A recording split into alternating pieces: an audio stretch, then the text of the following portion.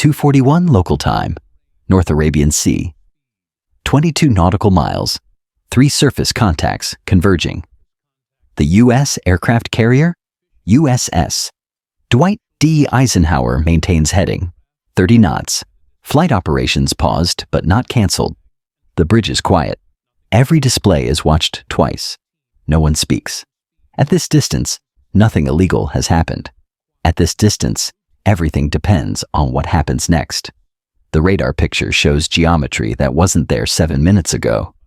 2 Iranian fast attack craft and 1 Mudge-class frigate have adjusted course, not aggressively, not fast, just enough that their vectors now form a narrowing arc around a single moving point in the water.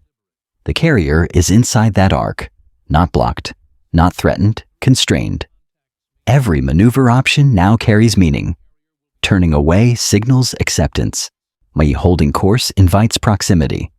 Increasing speed compresses timelines. The sea lanes are no longer open. They have been shaped, and then the second problem appears. A commercial tanker, flagged neutral, alters course unexpectedly. It moves into the corridor the carrier would use to maneuver out of the arc. The timing is too clean. No communication links the tanker to the Iranian ships. None is needed. Now, the carrier is not just boxed by warships, but by geometry that includes civilians. Military dominance, neutralized by mass. This happens more often than you know. Recognition matters more than reaction. Would you have turned away? The captain has 3 options left. Each one signals something. From this point forward, no movement will be neutral. But to understand how this geometry formed, how 3 independent vessels became a single constraint without firing a shot, you have to rewind 17 minutes, 2:14 local time, 38 nautical miles, bearing, converging. 20 minutes earlier, the watch team had logged the Iranian ships as routine traffic, 2 fast attack craft and a Mudge-class frigate transiting independently, broadcasting normally, staying outside declared exercise zones. Their movements were unremarkable. The sea was open. The carrier strike group was well within international waters. These encounters happen constantly. Most never become stories. The first deviation was subtle, a course correction from the frigate, 10 degrees starboard. Then one of the smaller vessels slowed, just briefly, before resuming speed. Each change was defensible in isolation, or standard navigation, equipment checks, operator judgment. No alarm sounded. No orders were given. The carrier's escorts, 2 Arleigh Burke-class destroyers, adjusted spacing automatically, tightening the screen without being told. This was not escalation. It was posture. On the bridge, the commanding officer watched.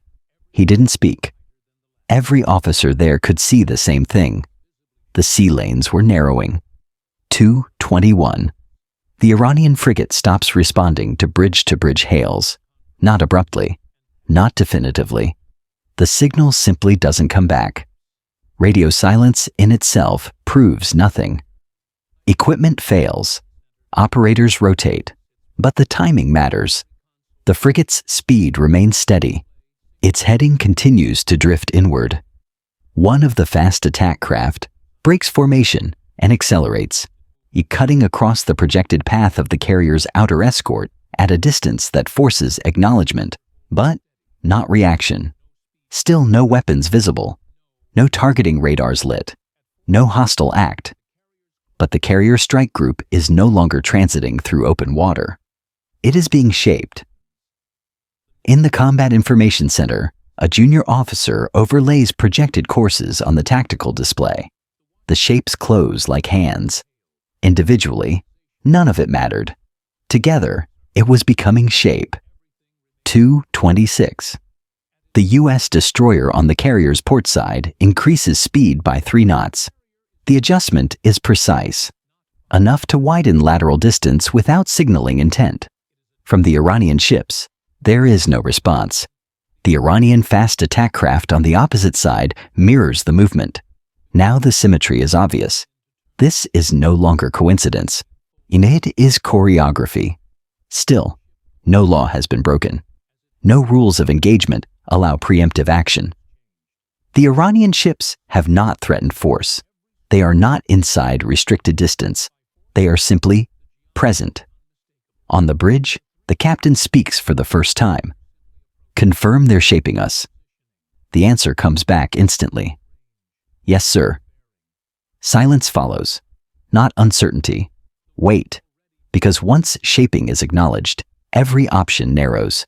Turning away concedes space. Holding course invites proximity. Increasing speed compresses timelines. Slowing risks appearing hesitant. Every move is a signal. Every signal can be misread. The distance closes to 30 nautical miles. At this range, every system on the carrier could track, target, and respond. But none are activated beyond passive mode. Power remains restrained. Discipline holds. Inside the strike group, encrypted messages move faster than spoken words. Higher headquarters is informed, not alarmed, but alert. The guidance that returns is careful. Avoid escalation. Maintain presence. Do not concede unnecessary space. These instructions sound compatible until you try to execute them simultaneously. On the Iranian frigate, deck activity becomes visible through optics. Sailors move deliberately, unhurried. No weapons are trained outward. No flags are raised. The message, whatever it is not being sent theatrically. That makes it more dangerous. The sea is still open. The carrier is still free, but every direction now has meaning attached to it. From this point forward, geometry will dictate intent. 229. A new contact appears, not on radar, but on a secondary display tied to civilian maritime traffic. A commercial tanker, flagged neutral, has altered course unexpectedly. It is now moving into the same corridor the carrier would use to maneuver out of the arc. The timing is too clean. No communication links the tanker to the Iranian ships. None is needed. Maritime traffic can be influenced with suggestion, not command. A warning broadcast, a navigational recommendation. Enough to redirect mass. Now the carrier is not just boxed by warships, but by geometry that includes civilians. The rules change instantly. Any aggressive maneuver risks collision. Any sudden course change could force the tanker to react. The presence of a neutral vessel collapses the freedom to escalate. The Iranian ships continue closing, slowly, deliberately, never crossing a line. They are not threatening the carrier. They are limiting her choices. 0233. The distance closes to 22 nautical miles. Inside the strike group, watchstanders monitor displays without speaking. Every adjustment is noted. Every vector is calculated. No one moves quickly. No one reacts. The Iranian fast attack craft adjust heading again. Small corrections, barely perceptible, but always tightening the arc. The frigate maintains steady course, neither accelerating nor slowing. The symmetry holds. Minutes pass. Nothing happens.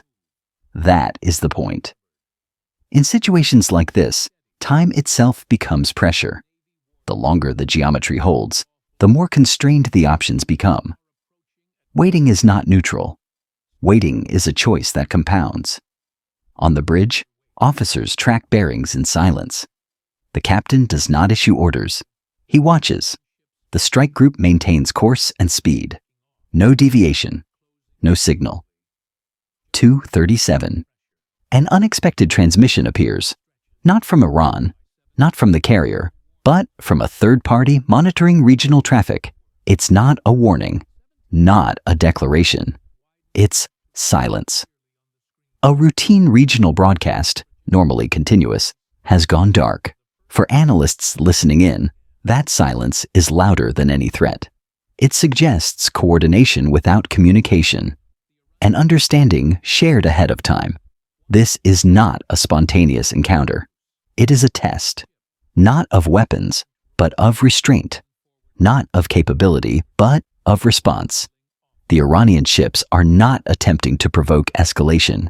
They are measuring how the carrier strike group reacts to constraint. This is rehearsal. The carrier is now inside a narrowing triangle of movement, still free, still dominant, but watched from 3 angles. The destroyers hold spacing. The Iranian vessels hold geometry. The tanker continues on its adjusted course. No one blinks. 2:41. The captain has 3 real options left. Turn away, widening distance but signaling acceptance of constraint. Hold course, forcing the geometry to resolve on its own, risking proximity that could spiral. Change speed, subtly altering the shape without conceding direction. He chooses the 3rd. The carrier slows by 2 knots. It is almost imperceptible, but everything changes. The Iranian fast attack craft hesitate. Not long, seconds, but enough. Their symmetry breaks. The frigate maintains course, but does not close further. The box loosens. No one speaks on the bridge. No acknowledgement is made. The moment passes without ceremony. 2:48. The Iranian ships gradually widen separation. The tanker continues on its adjusted course. Radio traffic resumes as if nothing occurred. No official incident is logged. No statement is issued. Later, analysts will debate intent. Some will argue it was harassment. Others will call it signaling. A few will insist it was coincidence. What matters is what didn't happen. No weapons were raised. No orders were shouted. No line was crossed. But for 17 minutes, escalation was not hypothetical. It was engineered and avoided, not by force, but by timing, geometry, and one decision made quietly on a dark bridge. Because in moments like this, power isn't measured by who fires first. It's measured by who can stop the moment from needing an ending. The encounter established precedent. The Iranian Navy demonstrated it could constrain a carrier strike group without violating international law. The U.S. Navy demonstrated it would not be provoked into escalation by constraint alone. Knowing both sides tested their assumptions. Both sides recorded the geometry. Both sides now know what the other will tolerate. Was this restraint or rehearsal? That question still has no answer. And if it ever happens again, recognizing it may be the only warning you get.